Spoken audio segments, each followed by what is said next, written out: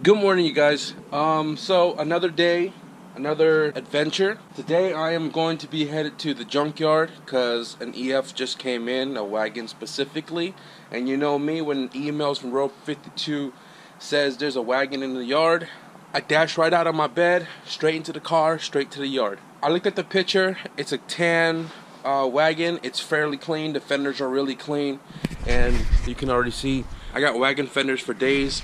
And I want to snag those fenders because it is Friday. It's Black Friday, and it's also 50% off. So I want to go and try to snag that. But even if the fenders are baconed out or crunched in, because most people mess them up, or the tractors mess them up while they drop them into the yard, what I want to at least get, because a lot of the EFs that are in the yard now, like out of the 3 yards is probably less than 10, and all the engine harnesses are cut. So I want to go and try to snag an engine harness and do a multi-point conversion.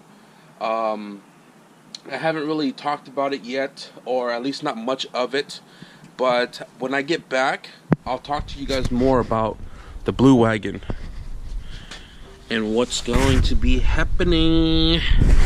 Let's head to the yard.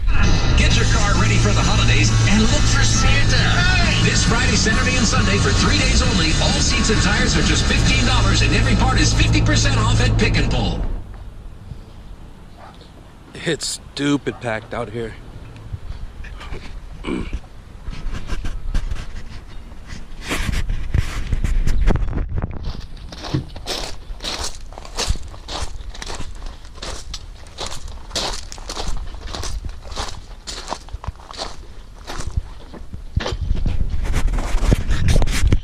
Somebody fucked this up right here. This was not in the picture.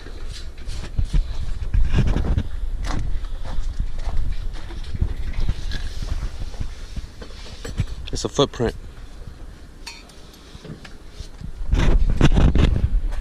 So I don't think I'm going to be pulling anything off of this car.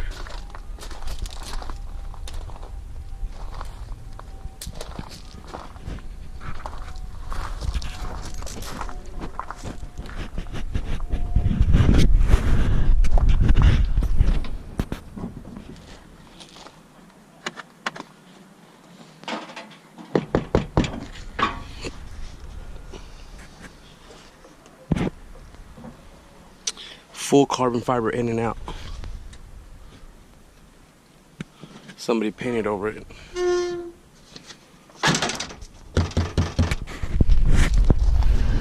So this junkyard didn't have much. There was only 2 EFs, both automatic. Also, there weren't too many goodies. There's a lot more Honda Accords and CL than anything anymore, and EKs. There's a nice 4-door. I didn't record it because people were working on it. It was a nice 4-door that it had an Avenger body kit on it. If you guys know what an Avenger body kit is, then hey. But other than the carbon fiber hood, there was an RSX automatic. The motor was still there. The guy pulled a transmission. Nothing. It was overcrowded. That's all it was. And I got the stamp this time because usually I just don't get the stamp because I don't really spend too much time in a yard. I just go there for what I'm looking for, and that's about it. It's very unfortunate that people like to mess shit up in the yard. The wagon was clean in the picture, I'm more than certain, and it was pretty fucked up when I got there.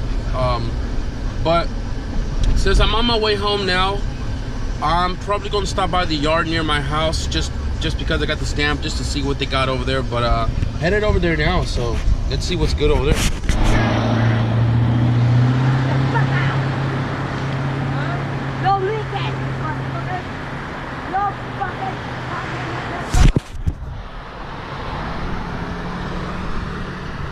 She's been walking around here like 15 minutes in circle, just yelling at nothing.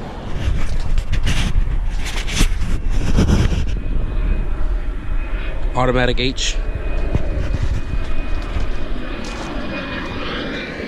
Vinyl wrap carbon fiber. The distributors are usually the first thing to go in the IAC, but they're still here. There's a fucked up EF right there. There's one across right there, but they're automatic. So I think there's like 6 of them in here. So I'm gonna keep on walking and see what I find.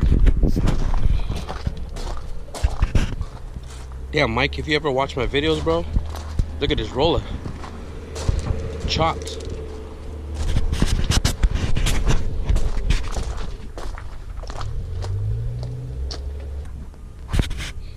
It's not often you see a super wagon.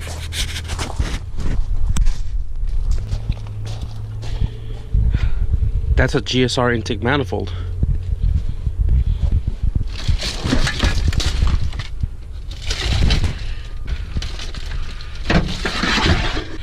It has a GSR or LS GSR dual bend. Shit, I may snag that for my brother because he doesn't have a shifter for his car, which I'll talk more about when I get home. I'm just gonna take the shifter just because half off, and I paid like 10 bucks for it last time, so hopefully not too expensive.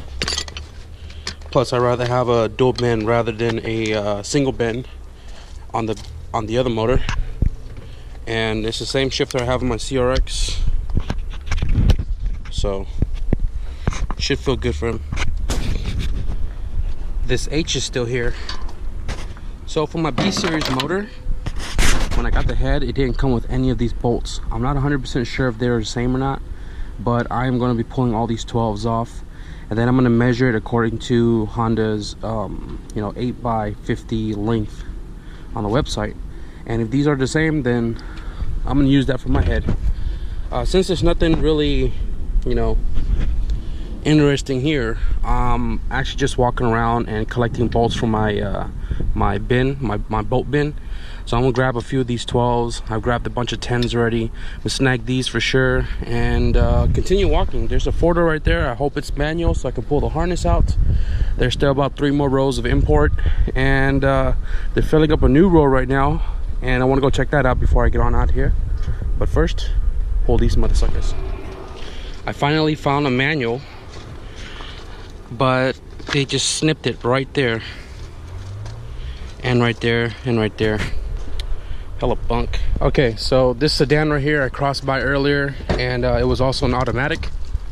But what I'm gonna do is, since this one is uncut anywhere, I'm gonna pull this harness out and I'm gonna dissect it and pretty much just try to make a multi-point conversion harness with the automatic harness, because when you go from auto to manual, you're still using the same harness.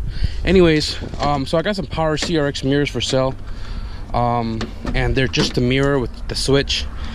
I've talked to CJ Wiring, and he told me that the LX model wiring are the same. So what I'm trying to do now is dissect this whole dashboard and pull the plug right here and use the harness for the CRX power mirror.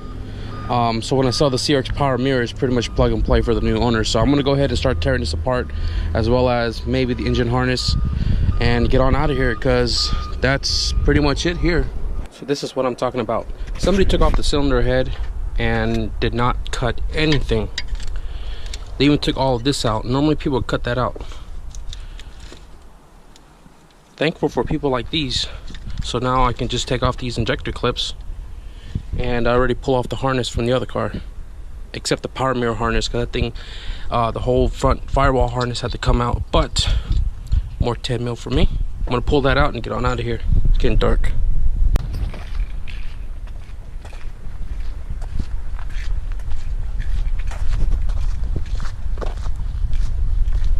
Everything turned out to be under 20 bucks. I got the LS dual bend shifter. I got the automatic dual point harness that I'm going to be converting for my brother's car.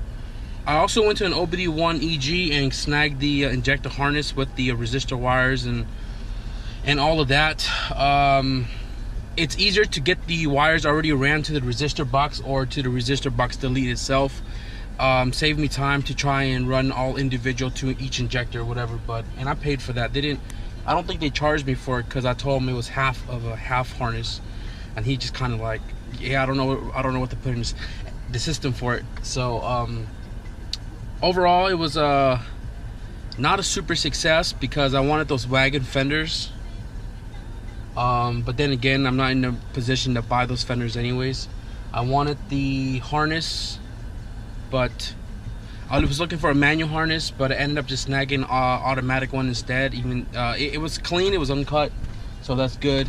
I didn't realize how long I was in the damn junkyard. It closed in an hour. I was trying to pull out the power mirror harness and shit, but I tore the whole dash apart. I cut up my hand a few, and I tried tracing all the wires, and they were just going to so many different places that I said, fuck it, I'm not gonna pull the harness out. It was too much work for such little time. Even though the sale's going on for 2 more days, I can always come back, but I just said, fuck it. I snipped the harness and grabbed the plugs I needed, and probably run my own little wiring harness for it, but or CJS, he actually makes those harnesses too. But I'm headed back home right now. Yesterday was Turkey Day, and we didn't really do anything for Turkey Day because the portions of the family were at their behalf of they were at their other families dinner and stuff. So today we're celebrating our Turkey Day on Black Friday. I still gotta go home, and I'll get a little bit more thorough about what's going on with the Blue Wagon when I get back. Right now I'm just enjoying the AC in the car. I've been sitting in the parking lot for like 10 minutes. All right guys, so back home, and let me show you guys what I got. All right, so here we have the receipt from Pick Your Ass 1958.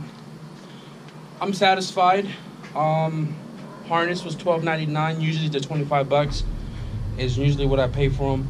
Shifter arm, they charged me $3.50. That's awesome. And then, like I said, he didn't charge me for the injector wiring, so that's a plus.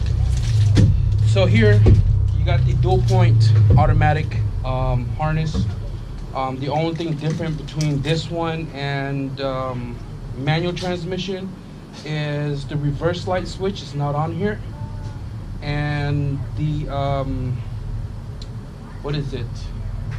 The shift solenoid right here. This wire, which I'm just gonna you know, trace them down and depin it off the plug, so I don't worry about that. Otherwise, this harness is identical.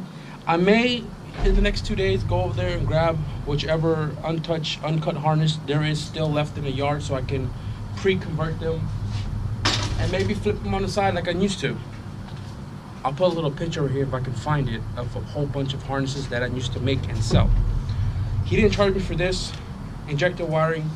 This will go over the fuel rail like stock, like I did on the 4-door resistor wires, and injector with the female end this time, because last time I forgot it and I had to go to the yard and snag one. But yeah, picked up this right here. I have the same GSR LS dual bend in my CRX with the polyurethane rear bushing and the Dimes Performance front bushing.